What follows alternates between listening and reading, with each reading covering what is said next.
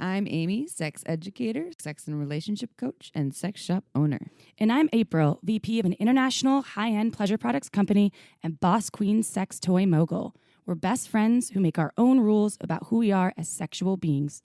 With everything from how to be a badass in the bedroom to top tips for bringing your relationship to the next level, we have something just for you.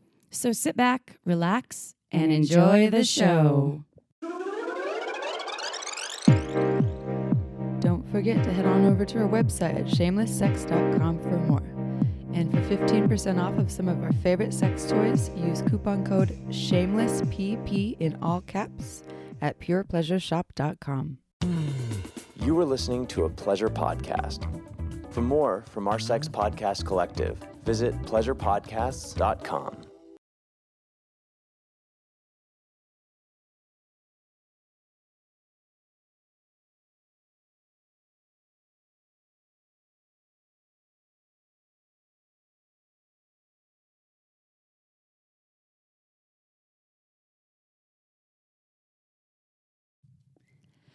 Well, hello, everyone. Yo, party people. Welcome to the Shameless Sex Party. You know this is the party you've always wanted to join because we're shameless, but consent is very important when you're hanging out with us. Shameless sex. Oh, my gosh.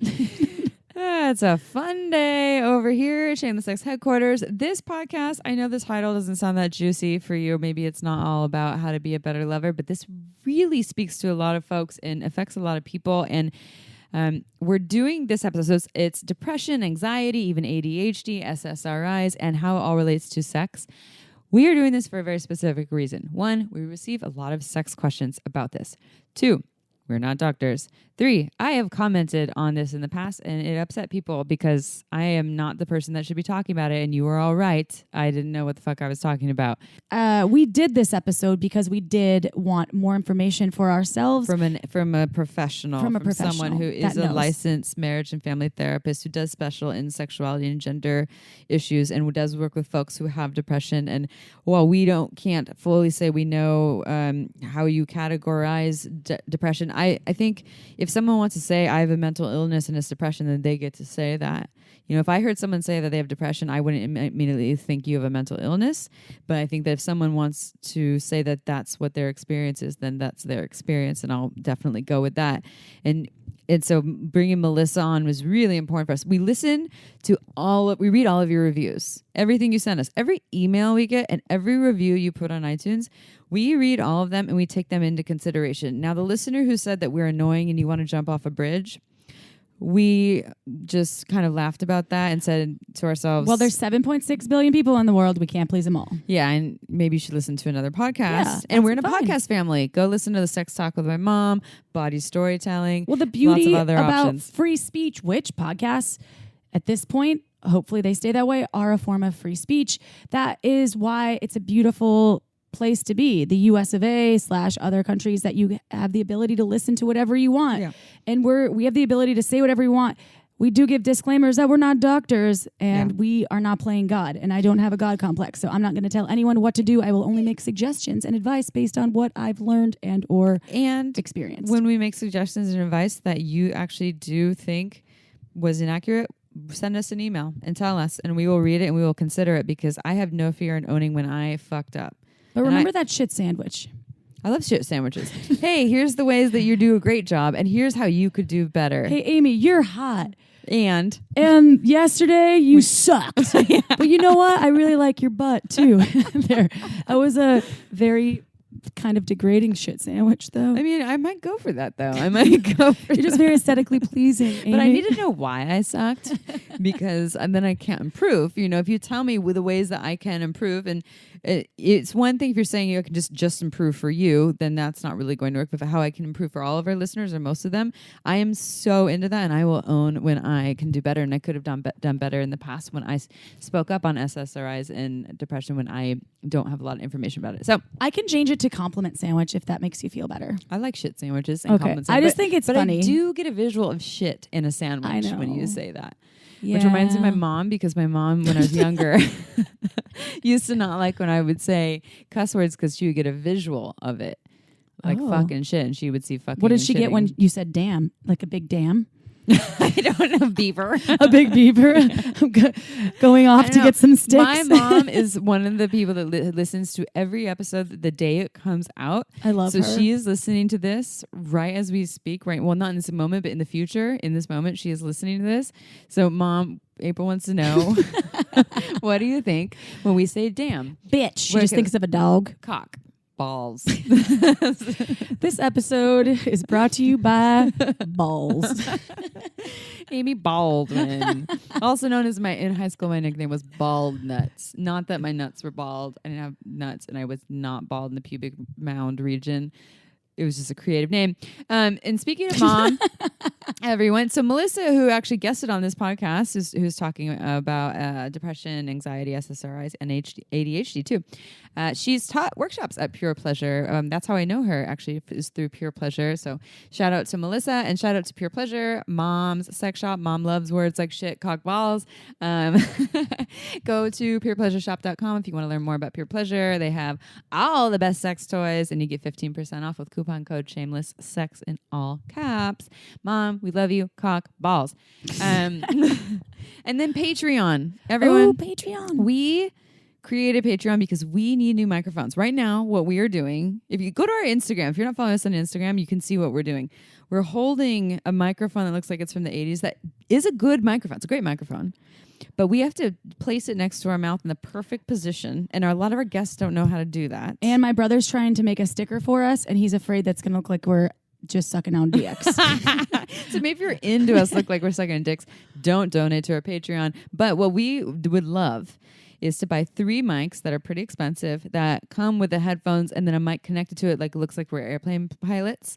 And then we don't have to worry about our guests putting the mic in the perfect spot, and our sound will be so much better. And when we record with guests, because right now when we record with guests, we're sharing not only a really shitty headphone earbuds, no offense to your earbuds, Amy, but we're sharing them. I have to get Amy's earwax out of them every time. She's a germaphobe, so she's not into it. And then we're sharing a microphone too. So this will help eliminate basically some of our we really have some amateur equipment right now, because when we did this, it was all our own investment. Well, and I do all the editing too. Amy does folks. the editing. Amy does a lot of work for this podcast for maybe $5 an hour. and she's beautiful. So you know what? Do it for my looks. I'm winning. You have a great face for radio. I know. Shit. Damn it. Get on our Instagram so you can see what I look like. But no, seriously though. So by donating on Patreon, and you get exclusive prizes, deals, offers, not deals. You get gifts from us for donating. But what you contribute to is making our podcast better. You're essentially contributing to the changing all the emails that we get from people that say, you changed my life, but from X, Y, and Z, which we get every day. You contribute to that by donating on Patreon and supporting 2 folks who are doing this as a passion project and aren't making the big bucks from this and have about 5 other jobs to live. And this is not a pressure thing, but if you have a couple extra bucks and you love us, that would be awesome, and we'll give you some shout outs. Skip your coffee today and give us some of your coffee money. Give me your money. Give me your money now. Give me your euro. I'll take euros. We take Bitcoin. Ooh, I'll take a whole Bitcoin. I'll take one whole Bitcoin. You have to go to patreon.com/shameless sex. Good job. I did it almost. High five. Yeah. You know what? I have a great face for radio too. She does. She's got a great radio brain. Okay, you ready for a sex question? Yeah, Legend is too. It's passed out on your lap. Exactly. Dog mom. Okay. My wife and I have been married for 10 years. I am a 35-year-old cis man, and she is a 35-year-old cis woman. Whether we are having sex or anal, she gets no feelings at all, and she only does it once a month, only to keep me happy. I'm not small. I'm 7 inches with a large girth.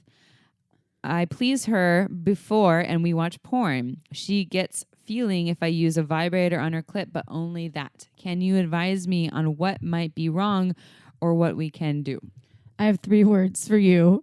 I need to take a deep breath before you say your words.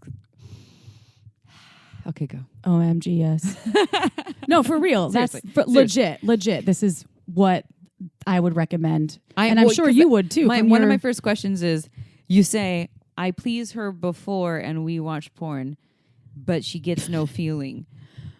What are you doing? Like, what is how do you please her before? And this is, so go into OMGS, because yes, I agree.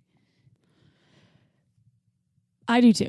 Oh, I was going to say you go into it. You to talk about So I wasn't looking at you. I was thinking about what that looks like. I was visualizing, just like Mom does, what the swear words look like. And you were visualizing this person pleasing them and watching porn? And I'm wondering if the communication between them, if his partner is communicating actually what she likes, or if he's just making assumptions, because it seems like there's a flurry of... She's communicating, she gets no feeling. She gets no feeling. And then vibrators help, which is great. And there are a lot of vibrators out there that you can use that maybe aren't bulky either, so they can become almost part of you. And if that's how she's getting off... Pleasure is pleasure. Pleasure is pleasure. And so I think that's something that people get stuck on. Like, I have to have a tool, so I'm not as good. My penis needs to do everything, or my mouth, or my fingers. Yeah, that's not fair. But she's having an orgasm and feeling from a vibrator. She's having pleasure, or even if she doesn't get to orgasm every time, that necessarily, if she's experiencing pleasure and she's telling you this feels great, this is pleasurable, then fuck, you both are doing your jobs. Yeah. It's this idea that potentially you might think that your masculinity and your worthiness is based on your sexual performance, i.e. what your cock can do, your hands can do, and your mouth can do, and to give her orgasms. And because she's not having feeling, you're taking upon yourself, but you're also putting pressure on her and making about needing to happen a certain way when she is having sensation and pleasure, but it's from vibrators, which is totally fine. There's nothing wrong with that. There's no hierarchy of pleasure.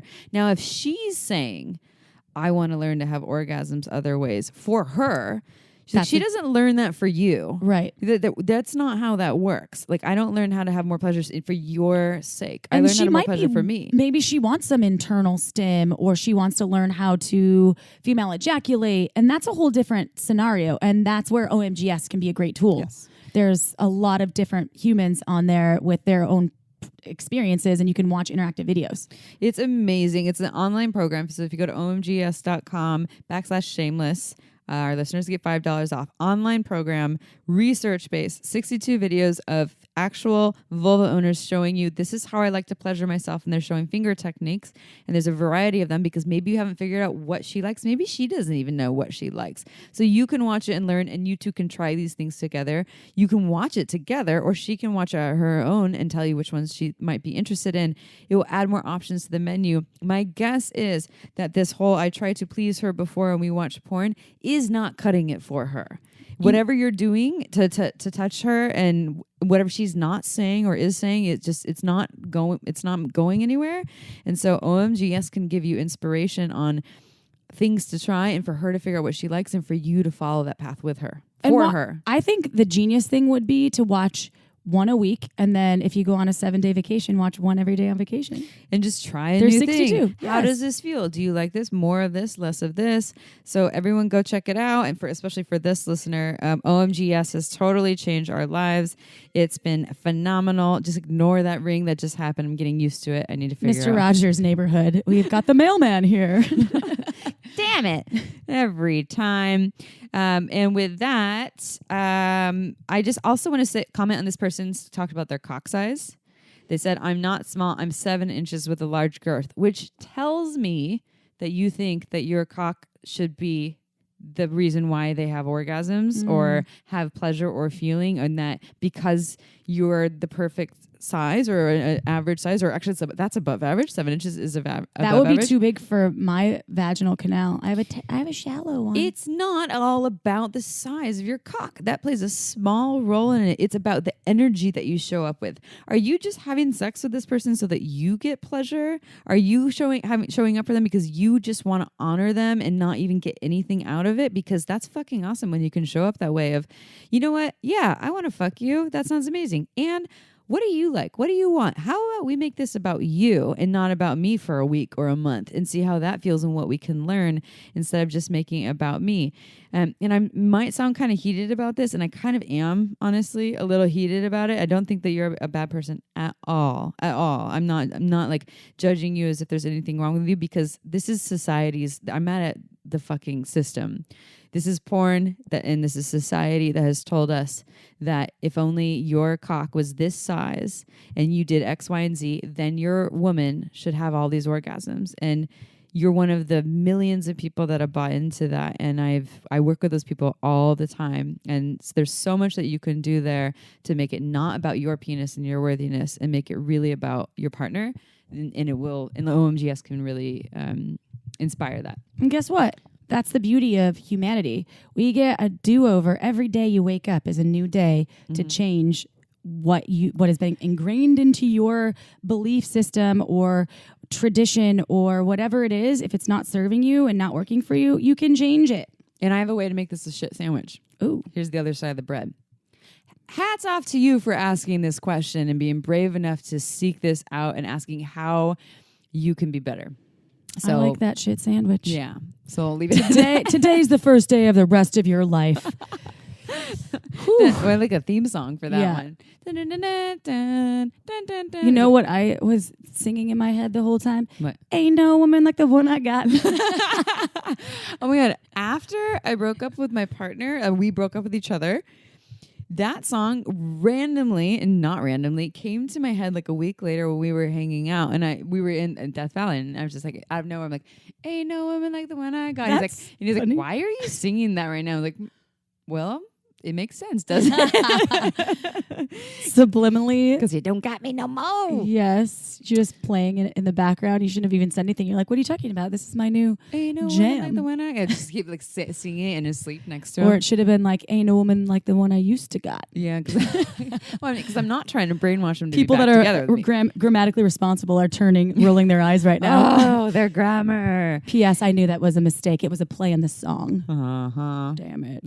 All right, everyone, read the bio. But before I do, let's just really quickly talk about Uber Lube, our favorite lube ever. If you don't know, now you know. Go check it out, uberlube.com, and you'll know why. It's our favorite lube. I loved Uber Lube before we even knew about Uber Lube at Shameless Sex. I've loved Uber Lube for about 8 years, and I've known about it for a more an intimate level in terms of working with them for 6 years. Uber Lube is incredible. It's long-lasting. It never gets sticky. It's super silky. No flavor, no scent, very body-friendly, and it is that kind of lube, one, you want all over your body. Two, when you use it, you say, holy shit, I had no idea lube could be this good. This is lubricant. Like literally people try it and they are blown away. It's not your average lube that you would buy at your drugstore. It's the kind of lube that you go and get at a nice sex shop like Pure Pleasure or at uberlube.com.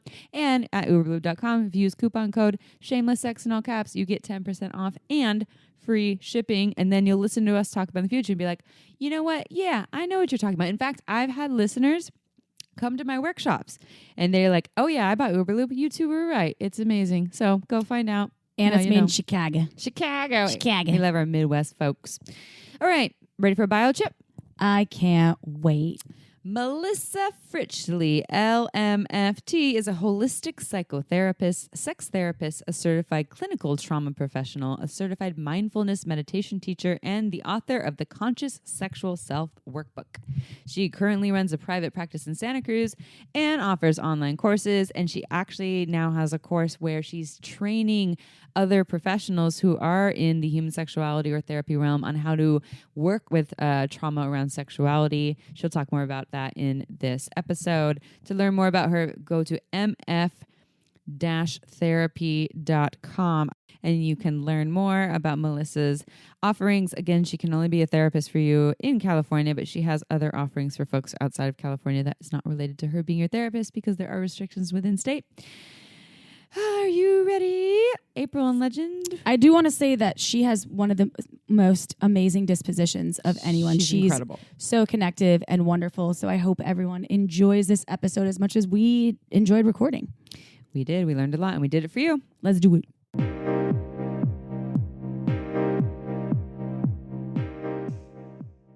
All All right, everyone. Episode time. This is a repeat guest. I'm not remembering the title of the podcast we did with you before, but this is Melissa Fritchle. Do you remember the title? Boundaries versus Edges. Yes. Oh, yes. Yeah. So much has happened since then. A lot has happened. Feels like it's been a while. It has. And now we love recording in person, but we live in Santa Cruz. We don't usually get to record in person. It's usually over Zoom on video calls because not a lot of people live in Santa Cruz. But you live in Santa Cruz. Yes. So we're all hanging out on my couch. You're drinking water. We're drinking wine. I know. Margins wine. We needed this episode. This was a must do because we've had quite a few sex questions in regards to SSRIs, which are antidepressants, which come in a variety of different, names and genres. Yeah. And I think that the biggest piece of that for Amy and I was that we were uninformed, and we needed someone to help inform not only us, but also our listeners. And for folks out there that are on SSRIs, I don't know the percentage. I'm assuming it's quite a bit of folks. Yeah, a lot of people will suffer from depression. I think that's 1 in 20 Americans in their lifetime. Now, whether they choose to do med management for that or not, the numbers are a little less, but yeah, it's a lot of people. And the other piece here you mentioned, not everyone that is identifies as having depression will go on SSRIs. So this podcast is also for folks who just, also have depression or anxiety, or there's something there for you that's going on. Which we all suffer. Come on, from time to time. Sure, no one's ever, rainbows and butterflies every day. My whole life sparkly clean. Oh God, no. I mean, I'm a pretty positive, optimistic human. I suffer bouts of serious, I guess it would be depression. Yeah. And I've never sought treatment. And there have been times where I definitely know that I've needed to speak to a therapist, and I have spoken to a therapist. Yeah. And if it gets to the point where you need some actual prescription help, I think that it's great that we have those options. So, but it affects your sex life. It does. I mean, all these things do. And I mean, one thing I'll say in terms of you guys feeling uninformed about it is the truth is, like, a lot of therapists aren't informed about how depression and anxiety and the meds affect sex. So there's a lot of uninformed, and not a lot of people who are bridging that gap, which is one reason why the field of sex therapy exists. And, I'm happy to be a part of it, but people are going to have to kind of search out advocates and search out information, which is really unfortunate, but it just is how it is right now. I'm happy that you're bridging the gap between the actual therapy realm and sexuality. Because that doesn't exist very often. Were you the one that told us, or did we hear that somewhere else, that actual counselors and therapists are only required something around the general? It's 10 hours. 10 hours. Yes, sex education. 10 hours. That is so crazy. It's completely crazy, and they're not. And none of that is speaking to diagnoses and sexuality at all, which is really sad, because it pretty much any clinical diagnosis that someone's coming in with, whether it's depression, anxiety, OCD, ADHD, all of these things have an impact on somebody's sexuality. So, it'd be great if people could get the support around that. Yeah. Well, this is a good start. So can you explain to our listeners, let's just start, we'll get to the SSRIs in a minute, but can we start with just, how do these things, depression, anxiety, ADHD, all these things, how do they, and maybe this is a very broad question, but how do they affect sexuality? What are some of the common experiences that people have in how it affects their sexual being? Yeah. Well, starting with depression, the easiest definition of depression is that it's a time in your life where you can't take joy in things that would normally give you joy, right? So it's pretty easy to imagine how that can affect sexuality. But it has somatic components. I mean, usually with depression, people feel exhausted. They feel like just this heaviness in their body. It's difficult to motivate. It's difficult to do anything. And so that translates into low libido for a lot of people as well. What we're finding is, there's a need to get more of that dopamine going, but then too much dopamine can kind of tank your sex drive as well. So that balance can be really hard for people. I think also, depression, generally people are not feeling very good about themselves. So all the general stuff of self-esteem and feeling like you're desirable and that someone would want to be with you are really suffering during that time. So, mean, depression's interesting because there's such a range. You know, many of us, like you said, will have periods in our life where we're visiting depression, right? And it might be kind of low grade, all the way up to people who have periods in their life where they really can't get out of bed, where the depression is such that it takes over their functioning and everything. So there's a broad range. And what I find is like some people, you know, if it's a more mild version, but still clinical depression, may find that sexuality is the one place that they do get to feel alive, you know, and so they can really lean into sexuality if they have a partner and if they have an outlet in that way, or lean into masturbation, because it does give them this momentary boost. I mean, it gives you oxytocin, it gives you the feel-good endorphins and hormones. So it can happen that way too. You may see people who are suffering from depression who are saying, but my sexuality is a good place for me. And it's a place of healing, and it's a place where I feel connected. And then you'll find other people who said, my sexuality is just, it's off the table. It just doesn't even feel like an impulse that I would have anymore. Their bodies feel numb frequently. I compared it to dust. I always felt like when I was at like a super dark place, just dust. I felt like no drive. Yeah. Yeah. And so, I mean, of course, it's hard to respond, even if you have a partner who's trying to invite you in and who you would at other times feel really attracted to and really excited by. If your body and your mind is just saying, none of that sounds fun. Joy is just not available. So, I mean, that's really what a lot of people are struggling with in that way.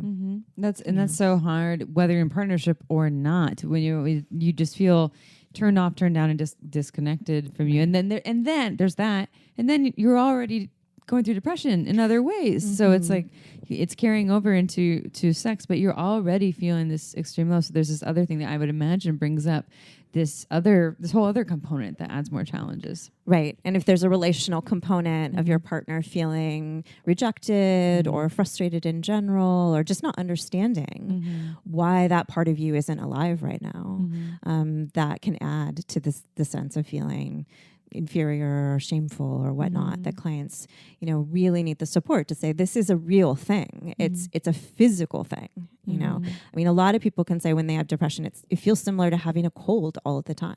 You know, you're just tired. Like your body hurts, you know. And so the medications in medication management is often just to sort of help people at least have that little boost so that they could start doing things that will make them feel better. Sex might be one of them.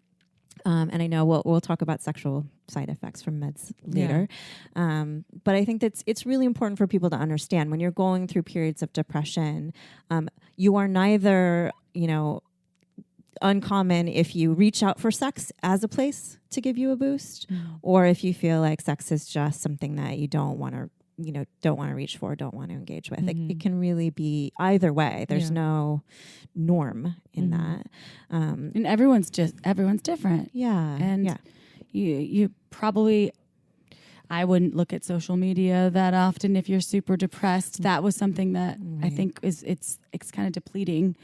At least for me, adding to more worldwide. I think depression. It really is. I think it is. Honestly, like bringing up more of this. I mean, I want to get. That's to a it whole on separate the, whole topic, separate thing. But right? Well, I mean, besides the comparing and the mental stuff that could add to feeling depressed or feeling not great about yourself or your life that social media can bring, just sitting too much, looking at screens too much. I mean, our depression and the body are so linked, and so there's, you know, one of the key things for getting over depression in the beginning is get outside and get sunshine in your eyeballs. Nature every day. Oh, I just got goosebumps when you said that because I felt like that. Yes. Yeah, it really helps. And moving, like a 20-minute walk. And it's going to be hard it's too. Really I hard. heard this really like life hack thing. So foods, naturally grown foods that are different colors. So oranges grow from the sun. So if you eat an orange in the sun, it can release so much dopamine at a specific time period.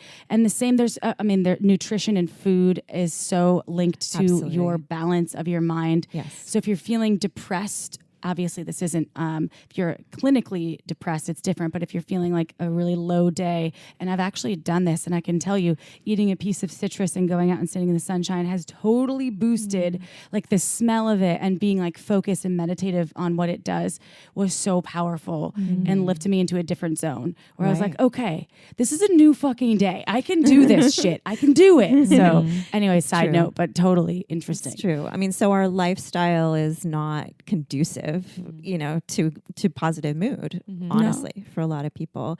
And as you said, like taking walks and getting outside may not feel doable for somebody who's hard really to get out of bed. Yes. That task, like, yeah, I know you're saying that's better for me. I don't even know how to get out of my bed right now. Right. And so that's, I mean, and that's when I would imagine that we will talk again about taking different prescription drugs and things might be really necessary if the first step of getting out of bed is almost impossible. Right. Yeah. And the other thing I would say is, there are benefits to mood for orgasms, right? Specifically. So a lot of times what I'm seeing is people come in and say, like, I thought that sex would help, or I'm trying to have sex that in hopes it'll boost my mood, but they're not having enjoyable sex. And so just that it's constant reminder. It's reiterating. It's like reaffirming the story of whatever it is. I don't feel pleasure. I'm not worthy. Right. Yeah. Or if it's a stressful interaction with a partner, all of those things play into it. Or sex is a challenge, or they didn't orgasm. I didn't orgasm. Something didn't happen that according to plan. Oh yeah, that can turn into a spiral, I'm sure. I'm not a therapist. Fuck, I've felt these things before.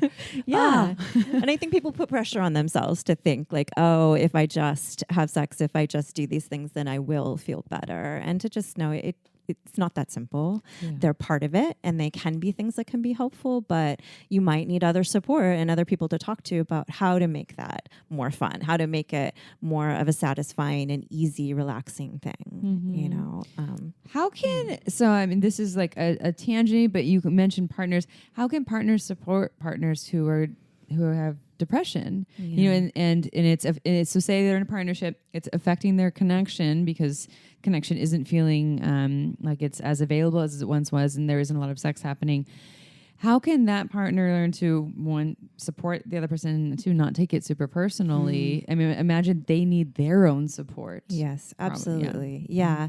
I mean, I would say a few different things. I mean, one is to make it clear that it is okay to talk about the depression or whatever, struggle somebody's going through. Because I think a lot of times people with depression, especially if it's pretty long lasting, just stop talking about it because they feel like, nobody wants to hear anymore, or it hasn't changed, because from their perspective, it hasn't. And so a lot of times with couples or partners in general, I just say, just have a brief check-in every day, even like a numerical scale. Like, how are you feeling on a scale of 1 to 10 with your depression right now? And so it's a 9 today. That's pretty significant. Or today's only a 4. And it helps both people just kind of keep that connection there, and to say it still gets to be a topic that we can discuss and is okay and is relevant to me, right?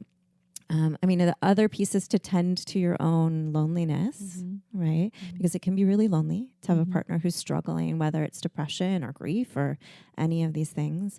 And so what I see a lot of times is, people's partners saying, oh, I need to just stay home and just sit on the couch too and do these things. And then it unfortunately then makes them less available, less joyful, right? It like perpetuates what's happening. Yeah. And so they can sort of sink together into this isolation.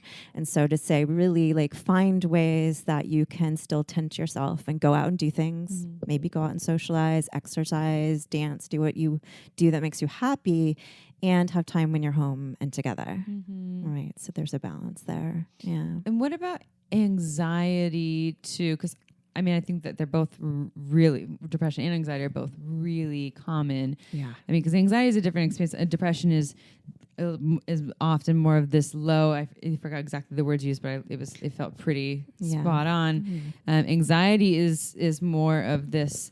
The worry of the what ifs. The future sounds fucking terrifying. Depression is kind of like everything's fucked, and And anxiety is like, what if everything's fucked? That's how I look at it. Yeah. And that's just my like real talk right there. Yeah. I mean, a shorthand when we talk about it within the therapy community is depression is focused on the past and how difficult things have been, and not a lot of sense of the future, right? It's hard to be motivated. And anxiety is focused almost exclusively on the future, but in a fear. See, I liked my rendition. Everything is Everything's fucked. Well, Or everything will be fucked. Everything.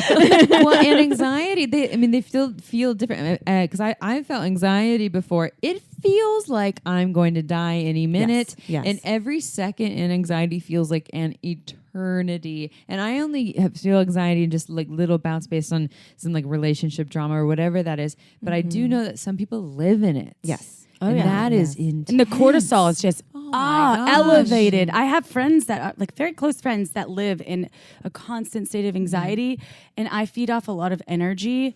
That's why I love the calming energy of you, sex therapist / I was like, yes, feed my soul right now. But it's so stressful. It is. And It's scary. very heady. It's so not, heady. I think for when anxiety, I mean, you can elaborate more on this and depression too. Meditation is the only cure really for anxiety, like a full-blown cure, is just focusing on the now. But it sometimes really is. it's hard. It's very to hard. sit. Like so when I say that, like for me, people are like, oh yeah, you have anxiety, go meditate. I'm like, I can't fucking sit right now. Are you serious? Right. So I like maybe walking meditations or dense meditations, or I would love Breath. for you to elaborate too. But sometimes anxiety, sitting and meditating is not available. Right. I mean, I think to be clear, anxiety is just a nice clinical word for fear. Yeah. People are in fear, right? And so that's a very physical reaction to that. You're in fight, flight, or freeze, which can have various effects on you. And I think a lot of times we recognize more the fight or flight. That's, you're thinking, you're problem solving, you're talking fast, you're moving fast maybe. But freeze happens for people too, where you just feel paralyzed and can't really do anything. And so sometimes that can even look almost like depression, right? Like somebody who's just, I can't go out, I can't function, I can't think of what to do. And they kind of numb out and space out. And then, of course, there's all the way into panic disorder and things like that, where people have active panic attacks where you feel like you're dying. You can't breathe. Your heart is beating fast, right? And so all of these things are incredibly physical. So the effect on the body, the body is a survival tool first and foremost. And so the body says, like, if I'm in fear, sex is not a priority. Oh, of course not. Right. Yeah. Right. We're not preparing for that. Unless we're doing some like role play kind of thing, but that's not usually part of that agenda. Yeah, that's more excitement than actual You're fear. Tarzan, I'm a tiger. Chase me. Right. So it's shutting down those systems in the body, and it's saying, no, we need to be prepared to fight, flight, or freeze right now because we're in actual danger. So it makes sense, again, for people who are in a lot of anxiety that their libido is not present and that their body isn't responding in the way they would like it to. So it might be difficult to get an erection. It might be difficult to lubricate and let your tissues, swell to a point where it's going to feel good. Your body's focusing on something else. Right. There's some other problem here that it's focusing on. So sex is not what all the natural tendencies of erections and lubrication are going to. Right. So that makes perfect sense. Your body's letting you know there's a thing here that I want you to focus on here. And instead, I mean, a lot of folks, and I've done that before, to try to override it by, okay, I see you thing over here. There's these symptoms of this thing that I need to tend to. I'm going to override you and put some lube on and do this thing still. And then I'm just creating more issues for myself. It can be. I mean, maybe sometimes that can help people get a break and give their body a different experience. But I mean, truly, when your body is in fear, your blood flow is going to your external muscles. It's going to your limbs. It's not going to your genitals, in particular. Or what happens sometimes for people with penises is, if they're able to be sexual with somebody, they will orgasm or ejaculate very quickly because their body's basically saying, there's some danger out there. We shouldn't be doing this right now. Yeah. We should be getting this done so that you can, get out of this dangerous situation. So do you, and this is just a candid kind of question, SSRIs and anxiety medication, do they have the same effect on sexuality and sex drive? I know every human's different, so it depends on the scenario. So that's like a very wide question. However, I'm curious if you know anything about that. I mean, in general, what would be prescribed for anti-anxiety have less sexual side effects than the SSRIs and antidepressants. I mean, we can talk more about that, as we go. But in general, that happens. It doesn't mean there's necessarily no. And there's other kinds of side effects as you start with medications to see if it's the right fit for you. So, for example, I've definitely had clients with anti-anxiety meds who have months of nausea. Not really going to make you horny. I am nauseous. I know. Or things like that. And so it can be a really frustrating process, whichever kind of meds you're starting, to see if it's going to be an okay fit for you, if your body's going to tolerate it, what combination is going to be the right amount, all of those pieces.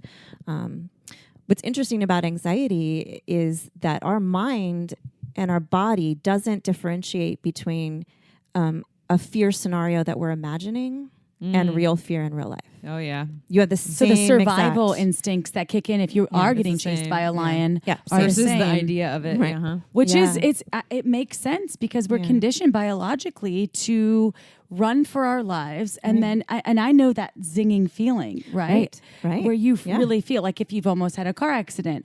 And that is our biological... it's so fast. Yeah. And that is people nowadays are living in that state more than they ever have before. Right. Which is so hard on our bodies. It is really hard. Is why I'm thankful for some sort of, I guess, like prescription drugs, if they really do work. I just get worried about the side effects, and sex is one of them. And sex is one of them. But I mean, the thing I would say about anxiety is that people have to learn to make more space for sex so that they can try to drop down into it. Because if you have generalized anxiety, even with medication management, like you said, you're going through your work day. It's a stressful thing. You've been in the car. Traffic has been stressful. You're annoyed. You're, worrying about this or that. That's never going to make sex, the best experience it could be. Come home and you're like, I'm horny. I was just in the car for 2 hours. Right. Like my level of anxiety was, I used to commute, and I'm not trying to turn this into me real quick, but an hour and a half I from don't know how you Newport did that. Beach Oh my God. to Burbank every day for 2.5 years. And my cortisol level was like, I feel like I have a vein that's permanently extended from the amount of road rage I had. And that's not healthy. No. And that's the thing. I think people, we've compartmentalized sexuality so much, and we have this model of sort of an 18-year-old person's version of sex. Like you're just going to walk down the street and want to have sex. And it's just going to happen because your body's so primed and it's so ready for it. And the thing is that isn't the way most of us are most of the time. Once you get past that, highly hormonal phase. And so all of these things affect us. And so I think that people don't take it, they feel like there's something wrong with them that sex isn't happening because they think it's supposed to be separate from all these other things and all these other life stressors. And sometimes we're in a really lovely, blissed out position in which sex does get to be a separate compartment that you visit. But for most people, that isn't the case. And typically if it does happen and you are in a blissed out sexual space, it has an expiration date. Right. It ebbs and flows. So enjoy those moments, embrace those, take some photos, fucking go back to those. Yes. But it doesn't happen forever. Right. And so really thinking about, whether it's depression or anxiety, or another one that affects sexuality a lot is ADHD, honestly, is thinking about the fact that you're going to need to consciously make space in your life for sex and know what you need to do to get into that mind space, right? And so it might be you need to take a bath, and have some downtime, or you need to go to yoga, or you and your partner need to sit and have a venting session and then, regroup. Everybody's different in what they need to move their mental headspace into a sexual place. But really encouraging people to think about it because, as you said, all of us are going to kind of visit these places on maybe a non-clinical level. We're all going to have times in our life where we're more anxious or fearful for whatever reasons. We're going to have times in our life where we're feeling down for sure. And so knowing how to tend to yourself in that way is really important. Yeah, it sounds like there's a lot. So there's all these ways that I imagine you work with the clients on. I imagine your first thing isn't let's get you on some medication. You know, it's let's talk about all these other things. There's meditation. There's all these tools of like, what do you need before you have sex? Do you need to plan sex? And you know, what is your self-care practices, et cetera? And then if all of those things are not helping them move forward wherever they want to go, then there's other things that they can do. Right. Yeah. So I'm going to bring up some questions that we have here from some folks. So I'll start with this question. And so people have been sending us sex questions. Again, April and I have decided that it's not we are not equipped to talk about this, so that's why we have this episode. So the first question from someone: I have been taking Effexor, an antidepressant, for 3 years. Sex has become difficult erections, difficult to be pleasured, painful ejaculation. My wife is also frustrated because she loves penetration and I just don't feel anything. I am at a point where I am faking orgasm just to stop intercourse. It really takes intense stimulation like a magic wand for me to come. Can I overcome these side effects without stopping pills, or is it just in my head? Right. It is not in your head, sadly. So with SSRIs, which is the most common form of antidepressants. What does the acronym for? It's selective serotonin reuptake inhibitor. So, we definitely don't have time to go into what all that means. But 75% of people who take SSRIs say they have sexual side effects. Right. This is not a minimal amount, right? Yeah. It's very much a part of it. And those include like lower libido in general, but exactly the things that this person is writing in about. It includes erectile difficulties, painful ejaculation, yes, low arousal physically in general for people with penises or people with vulvas. Duration and intensity of orgasm changes dramatically for people. So what I hear about a lot is like, I still have an orgasm, but it doesn't feel like much. It just sort of is like, meh. You know, or they can feel their body going through those processes. They can feel like oftentimes like the lasting thing that people feel is the contraction feeling, but they don't really feel pleasure sensation. Or the orgasm is weak in that case. Loss of sensation, sometimes just numbness, and that's for nipples as well as genitals. And then, of course, we're adding in also side effects such as fatigue and weight gain that are side effects of SSRIs. So, you know, it is sort of a bleak picture. And as a holistic therapist, I generally am going to say, like, let's see if you can do behavior modification, the least invasive thing first. But for some people, they just simply can't do those things without some help from medication. Is there usually an expiration date to SSRIs? Is it like, try it for this amount of time, and if you just don't want the side effects, then try other stuff? I mean, that. So unfortunately, that hasn't been my experience of the way that doctors approach it. Again, I want to be clear. I'm a licensed marriage and family therapist. I'm a sex therapist. I don't prescribe meds. So, but I work with people, obviously. You're like cleaning up the doctor's work. So I'm often the one talking to them about the effects and the side effects. The things that the doctors aren't right. Doing. Yeah. Okay. But what tends to happen a lot is there's a sense of like, you get on this and you stay on it forever. It doesn't have to be that way, though. But what I would say is people have to advocate for themselves, that they want it to be a short-term thing, that they want to see if they can get to a point. And that's one of the things you might talk about with a therapist is, what are the goals and places that you want to get to, that then you could think about, okay, I'm managing, I've got these, I'm going to exercise, I am socializing, I'm building these things back in my life. Now might be an okay time to try to get off medications or wean off. And that's a really important part, is you can't go off cold turkey. it's definitely important to do that with a doctor, some medication management to step down, because a lot of them do have withdrawal symptoms. So it's goal setting objectives and getting to that space. Okay. Yeah. And seeing someone that perhaps is out of the Western medical range, where it's not necessarily a doctor, but get a therapist, get a coach that can help you in other ways, emotional support system that are outside of your network of friends. Which is helpful. And I want to say this in a way that is not insensitive. I don't really know how, so I'm just going to say it.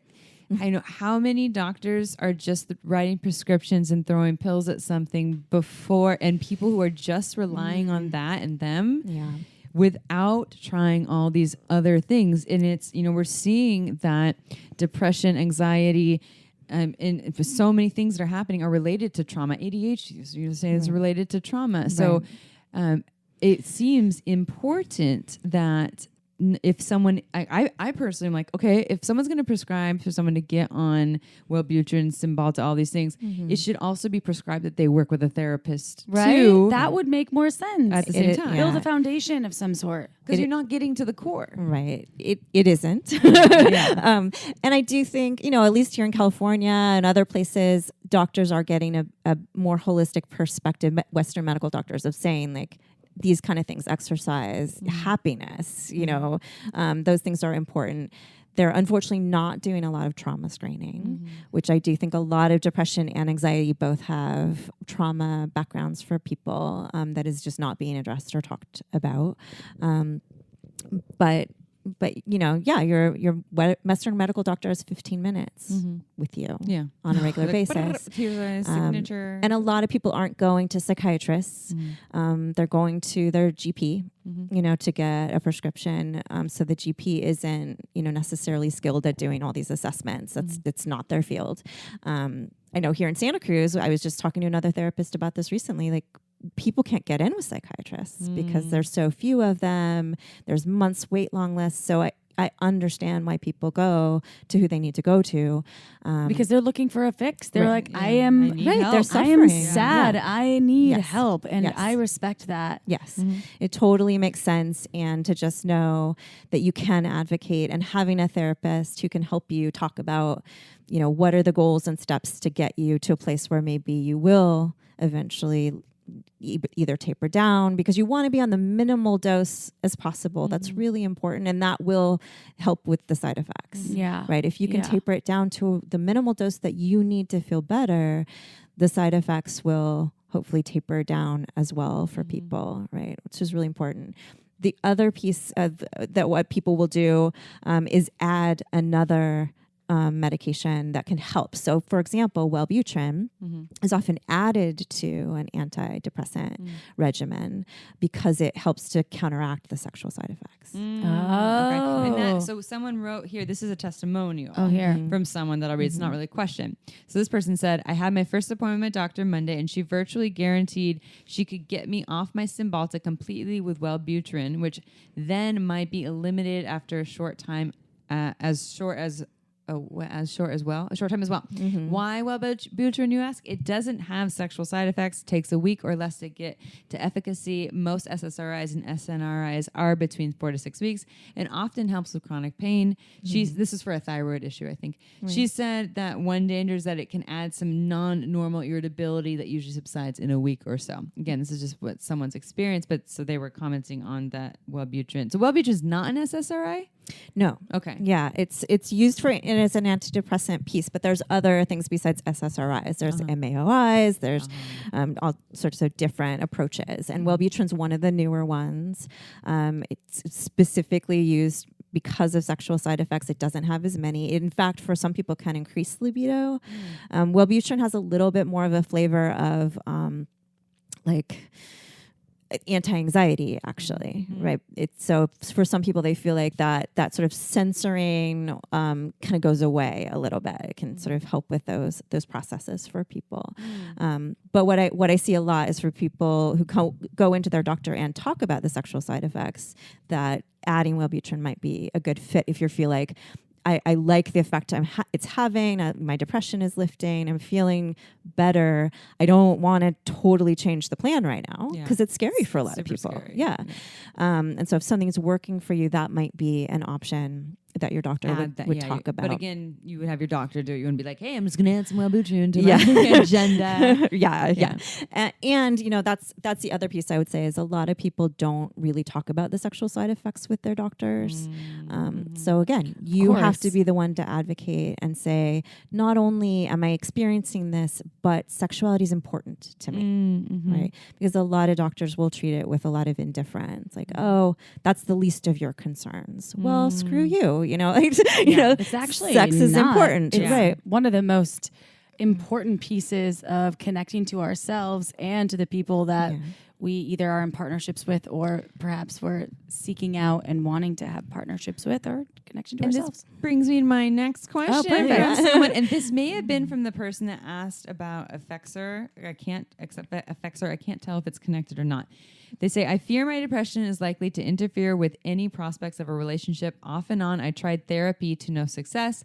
My acknowledgement of enjoying BDSM or porn led therapists to assume that my recreational activities attributed to the depression.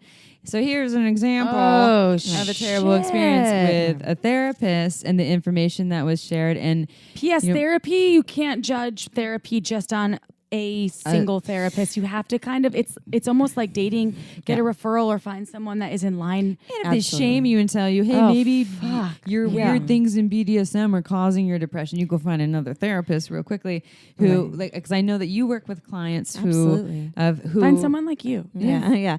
Which is not that easy to do. And so, the first thing that I would say to that person is, one, I'm really sorry that happened. And that was an uninformed therapist who was overstepping their scope of expertise, right? Yeah, their own discomfort with these things or lack of knowledge, or they had 10 hours of sex education in their degree. Right. Yeah. Yes. And so, they might be seeing something that for them would be scary or would be, upsetting, but they're not able to understand that for somebody else, sexual intensity and consensual, BDSM practices can be a really healthy thing, a really healing thing. It's definitely, helps the nervous system to activate. So if people are experiencing depression, to have a really high intensity experience might be something like depression's opposite of anxiety in a way in that you actually want to get your fight or flight up a little. Like you want your body to engage that like sense of wanting to live and be, be fighting a little bit. Yeah.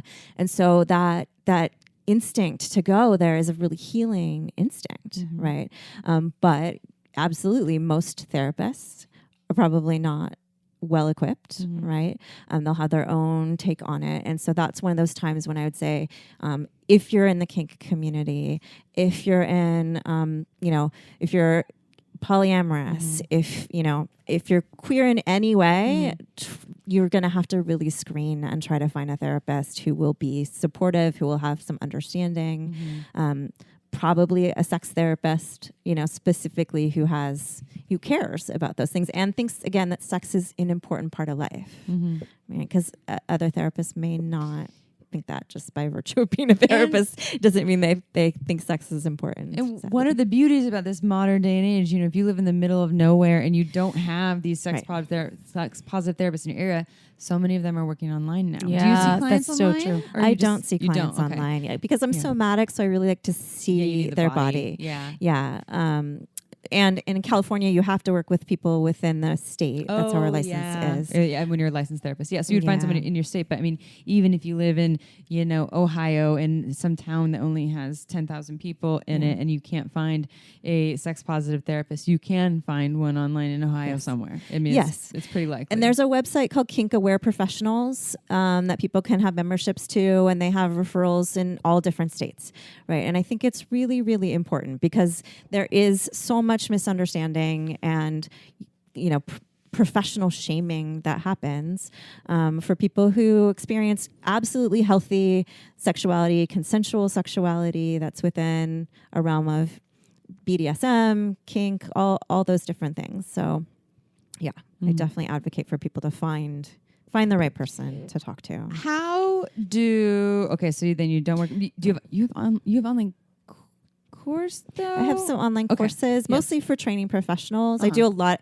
I mean, this is exactly why I'm really passionate about training other professionals, because it's much needed. It's much needed. I hate hearing these stories where somebody got shamed or just didn't get supported, or what I hear, I mean, in a very benign way, is people saying, I went in and tried to talk about my sexuality and the therapist just shut it down and we never talked about it again. Which reiterated that it's shameful to talk about sex, and now you're... And maybe to the defense of the therapist, they were just uncomfortable and didn't know what advice to give, which I can feel like it's, understandable. However, shaming someone is just so sad to me, because if I didn't know, I would say, I don't know. Mm-hmm. Let me figure it out, or let me find a path that can help you next time.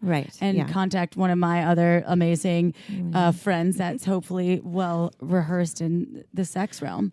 Having referrals is really important for therapists or coaches or whomever, just to know those areas where you're like, this isn't something I have a lot of information in, or it's not something I'm comfortable, and that's fine. We can't expect to be comfortable with everything. That's too strong. That's too much enlightenment for one person. But to know and to be able to say, but this is absolutely a common and healthy thing, and I want to refer you. And I do just want to drop in there that studies of the BDSM community have found no higher rates of trauma, depression, anything like that. So the implication that there's a link there is definitely just wrong. It just means the person hasn't looked at the research. I wonder about studies who actually checked in the BDSM community of folks who really embrace their kinky side, the effects of how much more awesome their lives are than the average folks who aren't embracing those parts of themselves, the aliveness and the, it's just honoring a part. I'm not saying in any way that everyone should be kinky. I'm saying that people who have found their outlets towards whatever really speaks to their soul and their aliveness, whether it's sexuality or not, and they embrace it and they live it, often have pretty fucking awesome lives. And people who feel really shamed by the world, which is a lot of people, and are still living under the premise or the idea of the story of who they need to be, feel caged, and in turn empty, or whatever, is dull or depressed or all that stuff. And so it's not the wild alternative things that the people are doing that is hurting the people, unless it's out of non-consensual acts. It's the ways that people are feeling limited and being them. Absolutely. I mean, I think there's lots of ways to invest in your sexuality, and being a part of a kink community, or even just kinky with your partner, or whatever the case may be, means you're investing. And investing in your sexuality is investing in you. I'm claiming the title more and more of pleasure activist. I like that. I think pleasure is really important, and any of these things, like any clinical diagnosis, any difficult life event that we're trying to recover from, that means recovering our pleasure. In all these different areas. Pleasure in the food you eat, pleasure in just being in your body, pleasure in your sexuality, and there's happily lots of paths to it. Thank goodness. Yes. And thank goodness for the internet and the technology. So will you tell our listeners, speaking of those, how they find out more? I know that you have this workshop, that the workshop that is coming up is for other folks who are already in the therapy educator realm. But also, if they want to work with you in that realm, or do sessions with you, how can they find you? How can they work with you? Yeah. So my website is mf-therapy.com, and you can, come in and be a client. I also do intensives for couples or other relationship units, 3 or 4 people if there's a poly unit, where they can come and spend a weekend in Santa Cruz and do sort of intensive chunks of therapy with me. You still have to be a California resident to work with me in that way. But I'm also really, really excited to be offering a trauma-informed sex-positive therapy training program. We're doing the first year of it this year. It's such an amazing group of clinicians. We have sex coaches, we have therapists, we have people who specialize in working with kids, people who specialize in working with elderly. All of these people are coming and really bridging this gap between what is trauma recovery, but that's sex positive. Because what I've found is one of the things that really bummed me out in the field is that these were sort of two different camps professionally. It was either we talked about trauma and the wounding of sexuality, or we were sex positive and sort of ignored the fact that people were being wounded and said it's all about, just not being repressed and just enjoying yourself. And they weren't bridging these two. And so I've really put together, it's a 50-hour training program that people get a certification when they're completed. And we talk about, one of the things that happens is in trauma recovery, there's phases of treatment. And in every model I ever saw, it was like, you wait to deal with sexual issues until the third phase. It's like this little add-on, like, oh, right, because then you're just perfecting your life, And in my experience, almost all of my clients are being actively sexual through all of those phases and want that sexual support and could use their sexual experiences as a way to heal, right? All the different sexual skills and sexual things that you could be doing can help with healing, connecting to your body, helping your nervous system relax, all those things. But yeah, as we've already said, there's not a lot of therapists or doctors who are looking at it that way. So this is for like doctors, like an MD could take this training too. This is for anyone who's working in the I help people realm. Yes. Yes. Yeah. Awesome. Yeah, absolutely. Please, everyone listening, go. Right. Who is in that realm? And it's gonna be in Santa Cruz. Therapist this person's therapist. I know. Yeah. You're listening. A little note I to have a feeling them. they don't listen to Shameless Sex. I know, but they could. They could. They could send a They could. suggestive email. The listener that wrote in. Hey, So by the way, when is the training? We're in 2019, everyone, but it starts in 2020. Yes. So we're finishing one group right now, and they'll also be on the website as referral sources. So you can look for them. They'll be graduating in September. The next training starts in January 2020 and goes through July. But it's just 2 in-person, like 4-day retreats that we do, intensives, and then online. And that has its own website, traumainformedsexpositive.therapy.com. Awesome. So, and yeah. if you come and do that, April and I this year won't be at the training. I hope to do it next year because I'm really set on sexological bodywork this year. But if you do it, notify us, and April and I will come have coffee with you. Yeah, I just offered that. I would love that. Yeah. I love your energy. You have such like a connected, beautiful way. It's integrated. Like it's fully, your energy is fully integrated of all the things like mind, body, and spirit. That I can tell it's holistic. Yeah, you're not judgy or you're just well informed and really tuned in. And it's really, I don't know, I appreciate it. And your dog's humping. Do you know how to get? Do you have a dog prison? No, that I can send those animals. He's humping my arm right now. I locked him up for most of the podcast. He really loves me. Who's the alpha now? I know.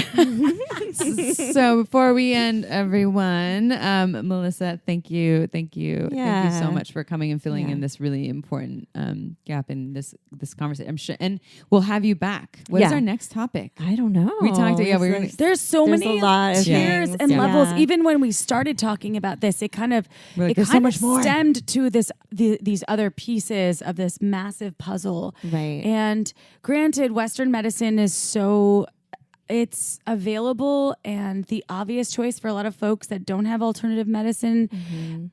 I think holistic approaches, they take more time for a lot of people. They're not the quick fix. I'm going to flip a switch and I'm going to feel better. Right. However, they're so effective because you're doing almost this foundational work that is hard, but it's so necessary. So thank you. I just want to thank you from the bottom of my heart too. Thank you. Yeah. And I will just say to your listeners, like, this is a huge topic. Yeah. And this is the abbreviated version. The main thing to take from it is if you're struggling with depression, if you're struggling with anxiety, if you're struggling with trauma recovery or grief or anything like that, there are people out there that you can talk to, and sexuality is important. You have a right to make it important. You have a right to care about it. And so, do what you can, advocate to find someone who will support that for you, for sure. Beautiful. I love that. I'm so happy that we did this. I just want to do a shout out to the reason. So I put a call to action maybe on Facebook, saying Shameless Sex needs someone to come and talk about this topic. And I won't use your last name. Our friend Katie said, what about Melissa Fritchle? And I was like, how did I not think about that? We had her on the podcast before. So thank you, Katie, if you're listening. Grateful for it. Yeah. Thank you, Melissa. Yeah, thank you. And to all of our listeners who don't know about Margins Wine. Actually, Amy and I have been drinking the Pinot Noir, which was a new release. We just... might be sold out, but you should probably sold out. But sign up. Check it out. Go to marginswine.com and see why Amy and I love it so much. We've been talking about Margins Wine now for over a year, and for good reason. It's not because we are getting paid. Honestly, it's not. It's because we fucking love the wine. We're not getting paid. Exactly. That's what I'm saying. It's not because it's completely authentic. We're not getting paid for that shit. We love the wine. So check out marginswine.com. Sign up for Megan Bell's email list. She's the winemaker. She's one that makes magic. All right, y'all, we got to go. We got to do some things. My dog has to hump my arm half the time and be a kind of a crazy animal. And I love animals, and I love all of you. And I love Amy, and I love Melissa. And I'm so thankful for this day and all the other days. And I hope that you all took something great from this podcast, because I really did. I learned so much. And all right, we're going to see you next Tuesday. Ciao for now. Don't forget to head on over to our website at shamelesssex.com for more. And for 15% off of some of our favorite sex toys, use coupon code SHAMELESSPP in all caps at purepleasureshop.com.